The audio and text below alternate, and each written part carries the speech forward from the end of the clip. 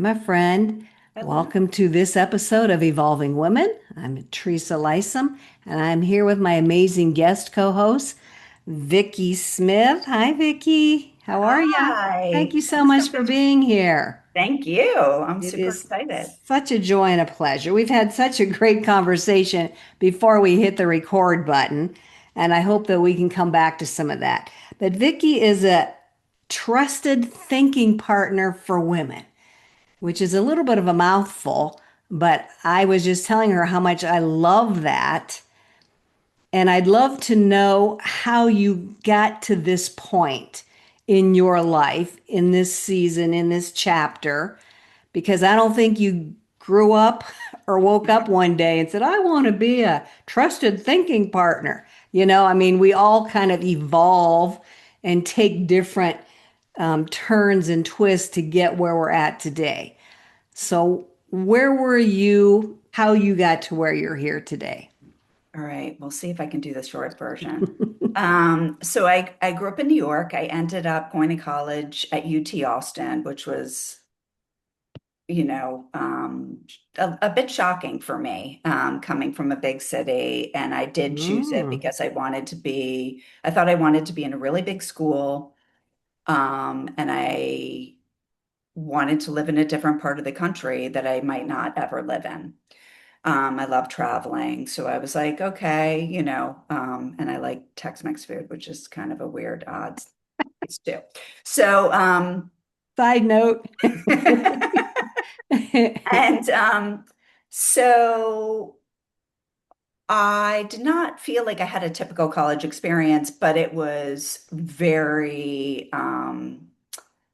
eye-opening. I feel like this country is huge, and I really, like most of us, we grow up in a small little bubble wherever we are. And I really learned pretty quickly that I was in a very different type of bubble. Um, and it was kind of uncomfortable. I was used to going from like a smaller school to a larger school, but this was now exponentially larger. And so now when I think about kids thinking about school, I'm always like, wow, there's so much to think about. Um, and I love talking to people who are thinking about that phase of their life, just because there's so much to think about that you don't necessarily process in the moment. Right, right, Um, but I got a lot out of it. It was challenging at times, but it was also great to sort of really get level set what it's like in the US in a broader context because um, I feel like it's also sort of set me up for the way the world is today, understanding that it's a lot more complex than what we tend to think it is, and we very often don't see beyond, the community that we're in right now. right, So right. I really appreciated that opportunity. And then I had three different jobs when I graduated from college. I moved back to New York. And one of them was at an art museum that was just opening up, and it was a hands-on art museum, Children's Museum of the Arts. And I was so excited because I always loved hands-on art projects. And that was a fantastic experience. And then I was also working in a deli, working as a substitute teacher at an elementary school. So I was like really trying all different types of things. And then I grew up on TV. I always wanted to work in TV.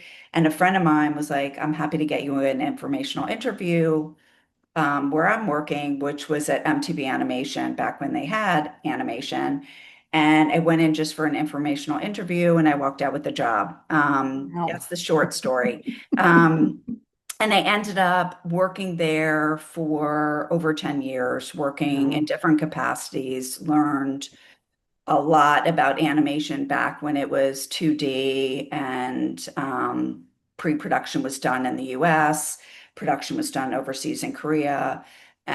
There's still some shows done by that, but it was a time where there was a lot of experimentation going on, and being in that studio where we were doing so many different types of animation at once was super cool. And then I ended up producing the first fully digitized animation production, which only went through one season, but apparently is very popular in Canada. Um, Wow. and I learned a lot about myself. I was really young. I was given a lot of autonomy and yet also a lot of challenges. And,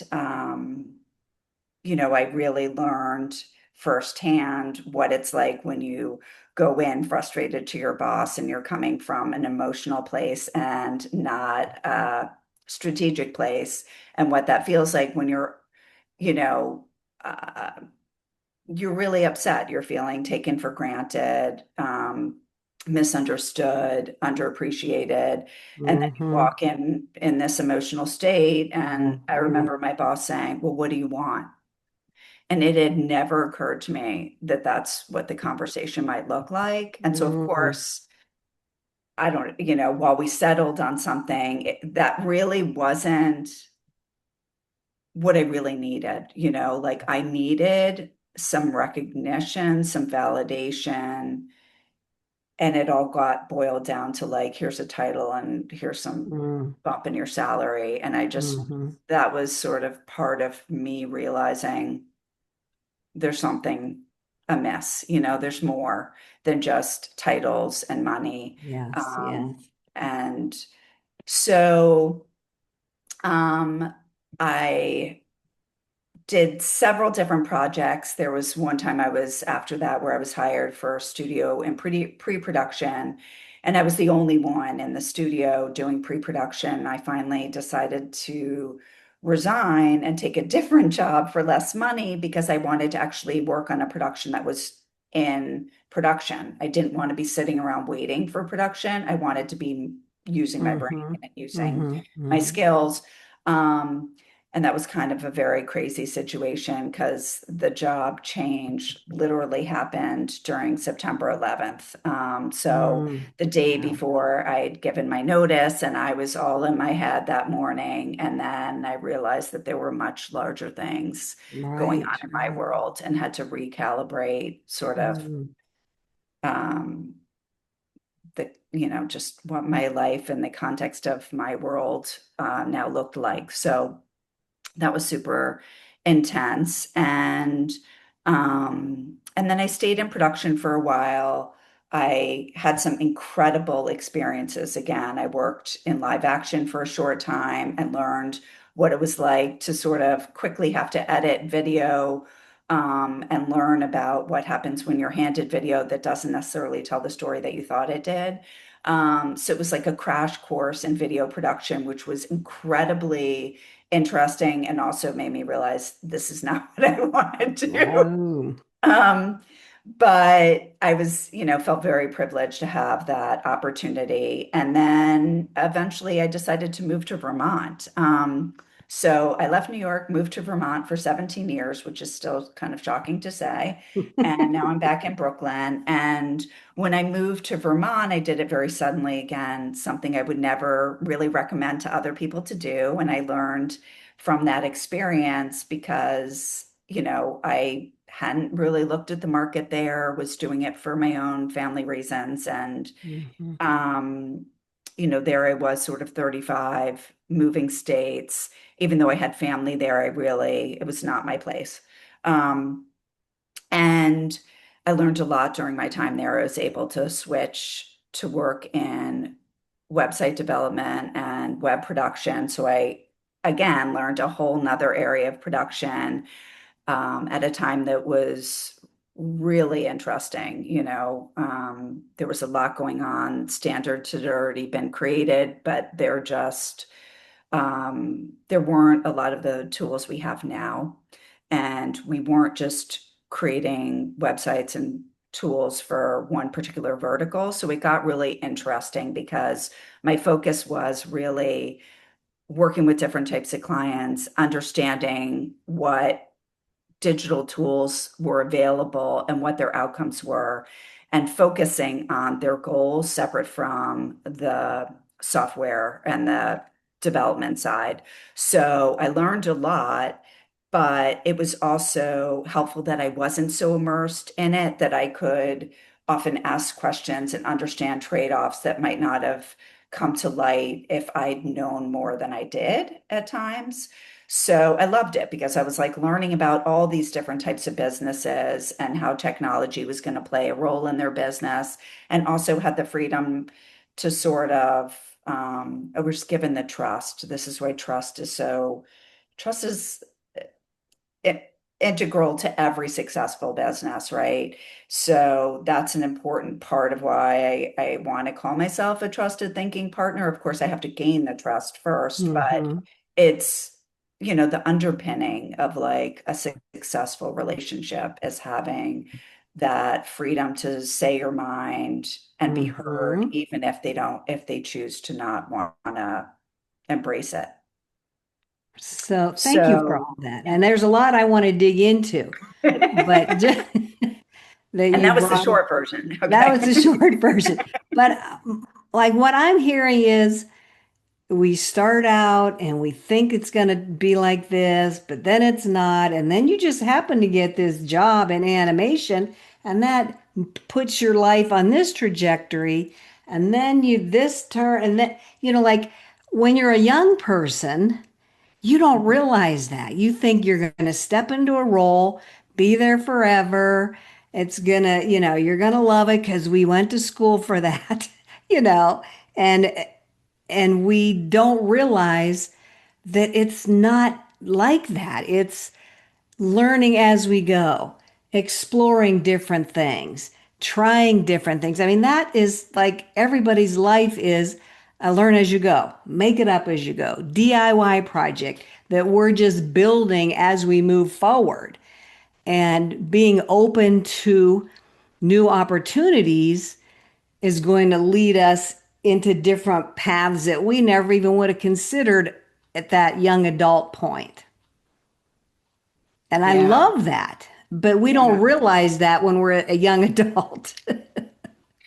Certainly not. I mean, both my parents were very career minded, had very successful careers, but really worked for like one or two companies in Yes, their yes. careers. Yep, And yep, so yep. that was, the dream. You find a Yes, company and you yes. settle into it, and a lot of that has changed.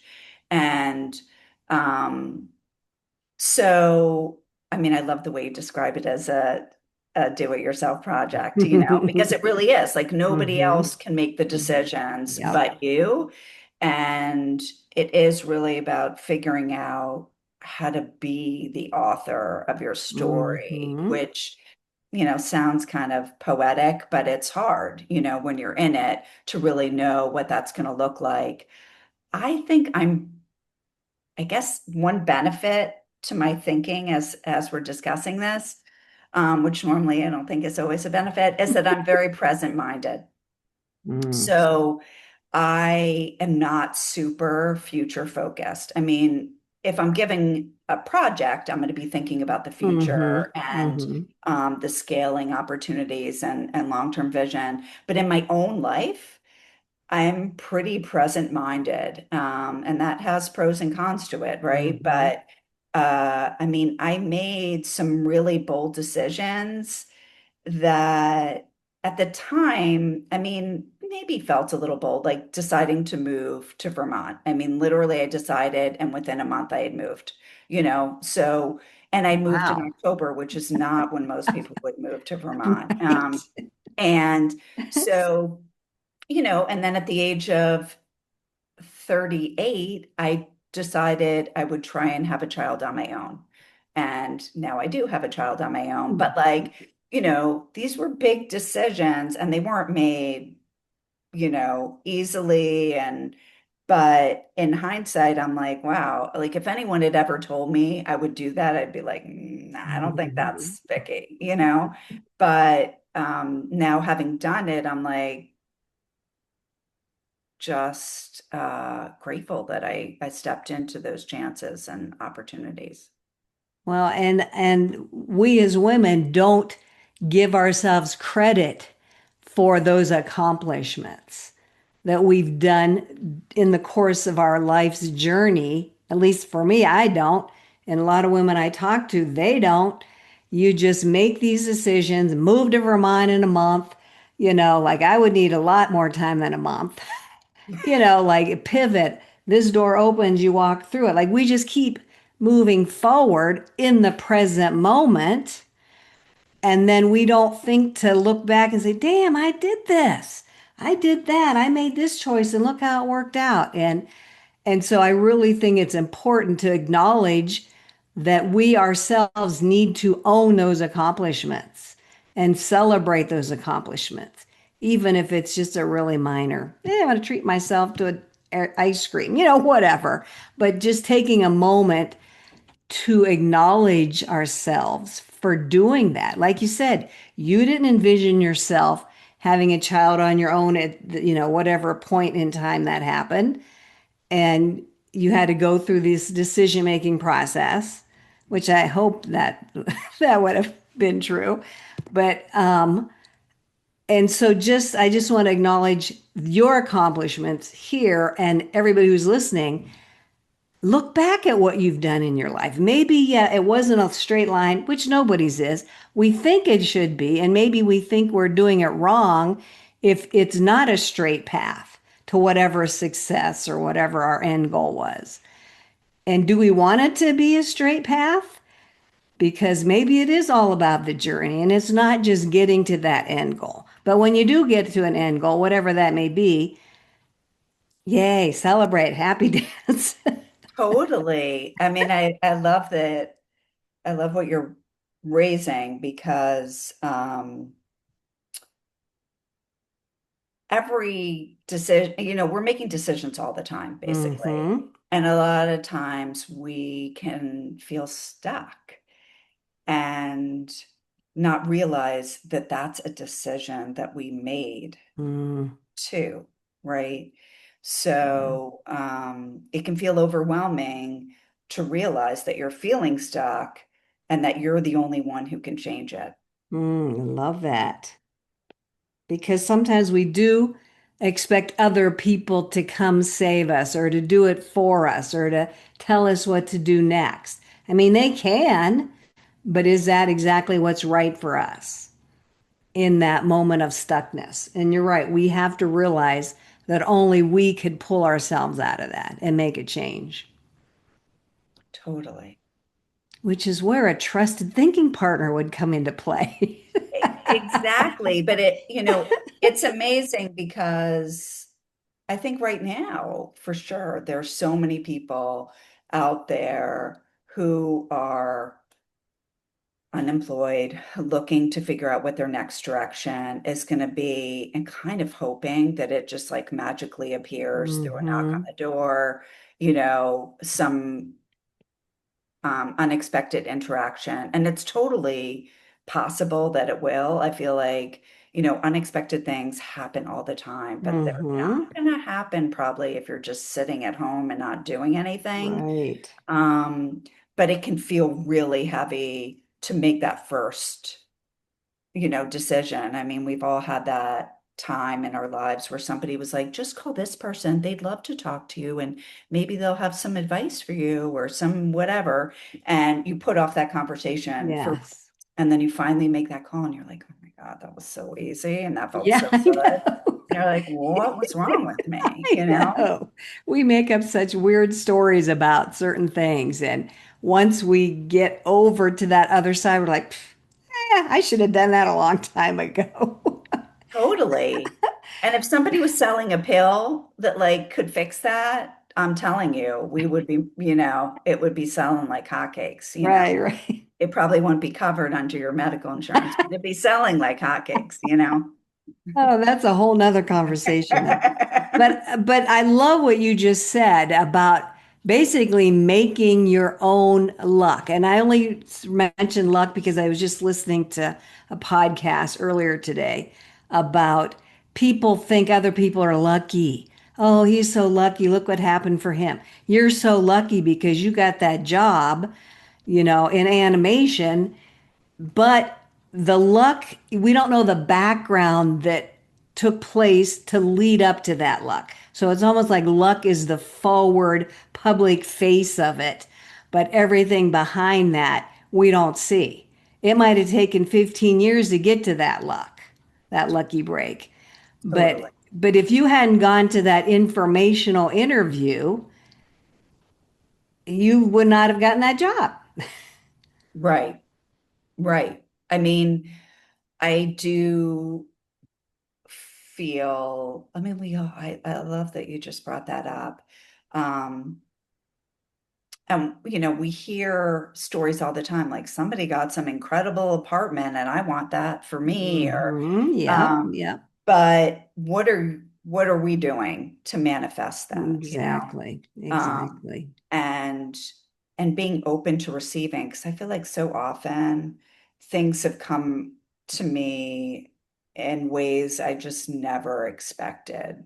Um, and and it's often just a germ of an idea. Like somebody says Hmm. something and you're like, oh, I had never thought Yes, about that, or, yes, seeing that from that angle or whatever it is. And statistically, it's known that you're much more likely to take action on something you come up with yourself.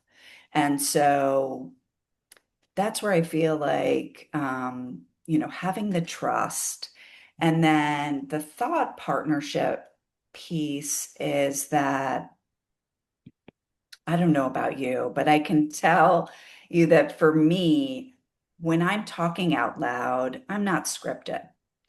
So when I'm in a space and somebody can just like in this conversation, you're hearing things from me and you're pulling out threads that I might not have hmm, even like really identified I was even right. saying. And this happens Hmm. all the time. And when you're really trying to work through something big that you've been sort of circling for a long time and you're trying to understand they're like pieces here, but I'm not sure how they all fit together. Sometimes having that person who's hearing you and able to say, "You've said this like three times. Like, Yes. what does that mean, for you?" Hmm. Or if you were to imagine that you had that, how would you be different now if that were true? So, I mean, it's a fascinating space to be in, and um, it's also nice because it's challenging. Like coaching can seem really simple, like, oh, you're going to sit and ask people questions and listen to them. And I'll be Hmm. honest, a lot of people are not great listeners. It's a skill that you have to Yes, hone. yes, it is. And the other piece is allowing the person to just go where they need to go. Not that you might not ever redirect them to whatever the goal is within the session, but it's not about you figuring out what the end result is. It's really helping them get to where they need to get to in the session. And I can't even tell you Hmm. how many times I sit with somebody and I think the conversation, just like a really good TV show. I mean, to me, the best TV shows are like great characters and the plot goes in a direction I never expected. Right, right. I mean, I will say I watched The Sopranos recently, and this is probably a very weird example, but that show really took characters in places that I did not expect, and Mm, I don't think I'm the only one, but incredible character development. And I think when you're surprised, like you believe the characters are who they are, and yet you're like, I didn't see that coming. I didn't see yeah, that yeah, decision coming. It yeah. speaks to how much we want to understand where everyone's coming from, but there's always this unexpected nature of who we truly are? Hmm. Oh man, so much in there as well. That you just in that little bit that you said. And I was just say like a good book is the same way. Like, Yeah. oh, I didn't expect that. I didn't see that coming. And we're always trying to guess the next thing based on patterns, because our brain loves patterns and wants to fill in the gaps. So I want to bring that back to a coach though. So our brain is doing its thing to help us survive, make it our lives efficient by these patterns and these routines. And we create these stories and these narratives in our own brain that we can't see past. Like you said, we'll say things that another objective person can hear in a more objective way, detached way, and kind of make us aware of what's going on in our head.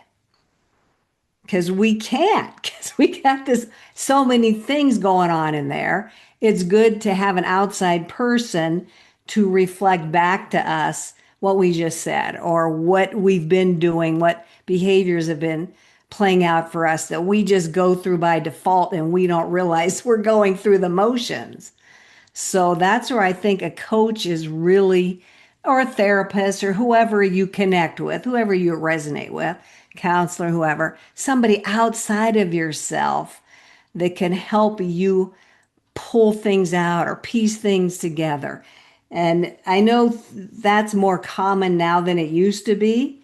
You know, when I was growing up, like, oh no, that meant you were broken, you needed fixed, you needed to connect with somebody to help you piece you back together. And that is not the way it is. They're just helping you get clarity on who you are and bring you just to an awareness so you can be a better version of yourself. That's all it is. Totally. Um, you described it very well. There was something that came up that I totally lost again in my brain, That's but okay. I It'll want come to back to you, I'm repurpose. sure. I wanted to go back to this trust word, Hmm. trusting ourselves. You know, we just talked about our life's journey. We're making it up as we go. And we have to trust ourselves in that process. We have to trust that our decisions are good in the moment. And if they're not good, we have to trust ourselves, trust the universe, trust whatever, that we can pivot and try something else. We can readjust to bring us back on the path or take a new path. Like trust is a big, big concept, a big word. It applies on so many levels. Yeah, I love that you brought that up. And I actually think that for a lot of people, trusting yourself, it's easier to trust other people sometimes than Yes, to trust yes, yourself, you know? yes, yes, yes. So, it's so interesting hearing you say that because that was kind of the first thing that came up for me was like trusting yourself is actually quite hard. Mm-hmm. And I think it's not something people talk about a lot, but very often it's the underpinning to what's going on. Yes, yes, yeah, yeah. As our beliefs, like when I first heard that our beliefs are underlying everything that we do, our behaviors, and like I had trouble grasping that. It literally took me a long time to finally say, oh, yeah, maybe that is true. You know, and same with the trust. You know, trust is an underlying thing that we have to be open to and lean into and allow. You know, you said we have to be ready to receive, but I think allow is a big word here too. Yeah. And it's easy to say, but it's easy. It's not, how do you say that? It's simple to, no, it's easy to say, but it's not simple. Did I say that wrong? You know The what I mean? Like, practice. Yeah. I I totally get where you're butchered that, going. but I hopefully got it. everybody else Yeah. understood what I was trying to say. Easy to Yeah. say, but to allow that to happen is harder. Yeah. Um, I mean, now I'm like so focused on the word allow because permission, right? Giving ourselves Yes. Oh permission. my gosh. Yeah, that's huge. That is huge. Yeah. Because we've been trained, at least I was programmed from childhood on up to get permission from an outside authority, whoever that authority was at that particular point in time. And it's only again recently that I've been understanding I have to give myself permission and I can give myself permission. I give myself to give give myself permission to give myself permission. And again, that's something that I don't think is talked about a lot. Definitely.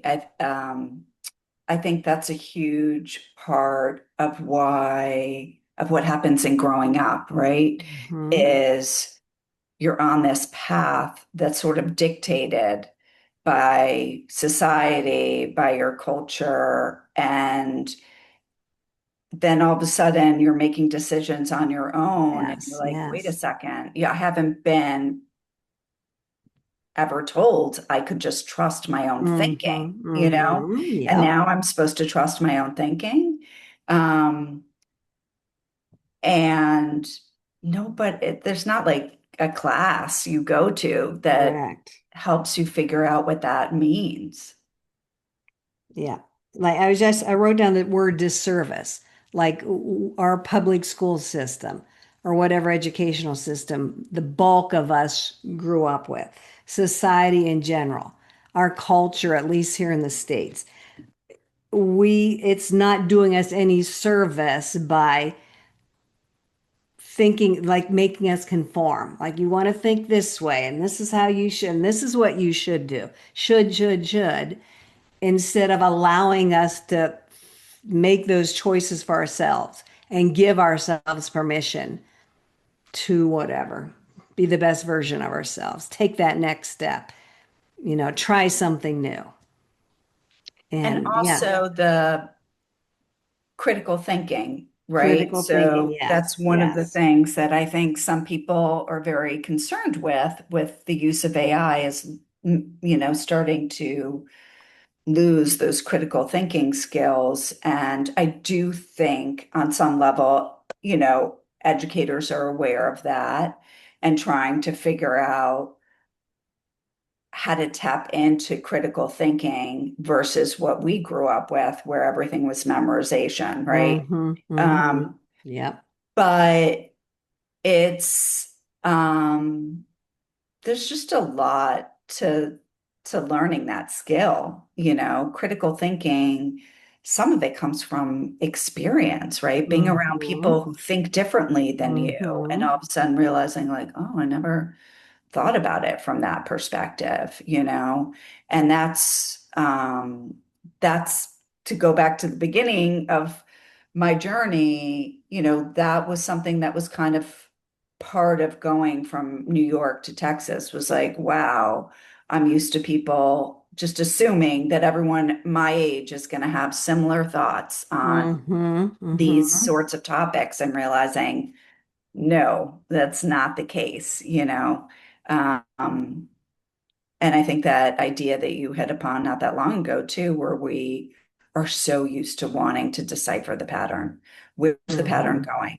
What is the next, number in the sequence, letter in the sequence? What's the next move? Yes, yep. They're going to take in chess or whatever, right? It's like Mm-hmm. and it's, it's so amazing because we think we can easily decipher it, but when we're inside ourselves, it doesn't seem so obvious Right, right. at all. Mm-hmm. Yeah, I said we're funny. We as humans, we're funny.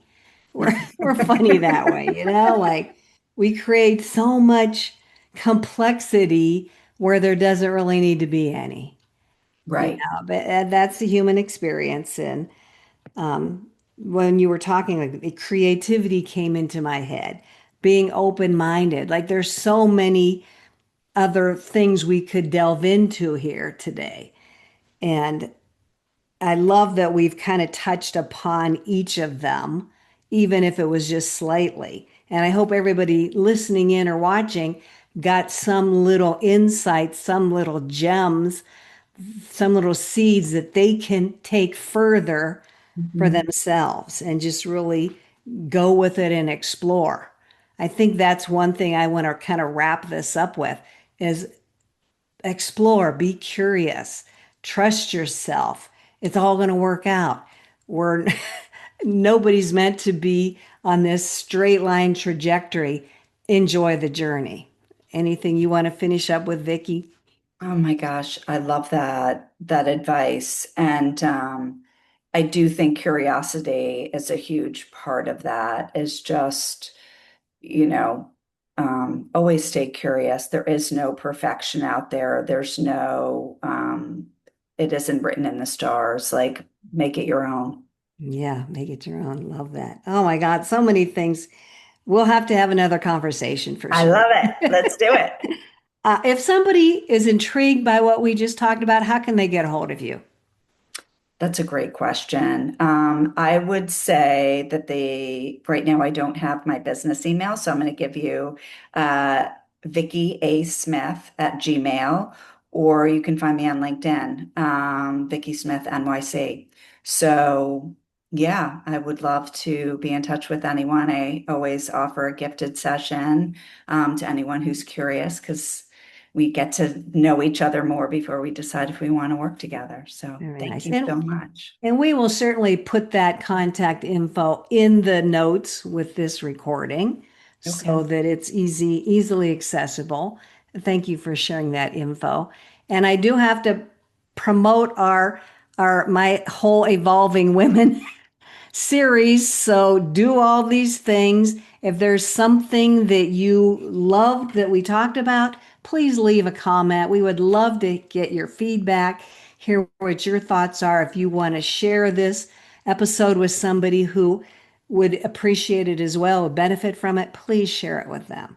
I want to thank you so much, Vicki Smith, for being here. I'm so honored and privileged Thank to have you you. here. This conversation has been so fun for me, and I hope everybody listening in has found it to be fun as well. And we will see everybody on the next Evolving Woman episode. Bye, Yay. everybody. Thank you.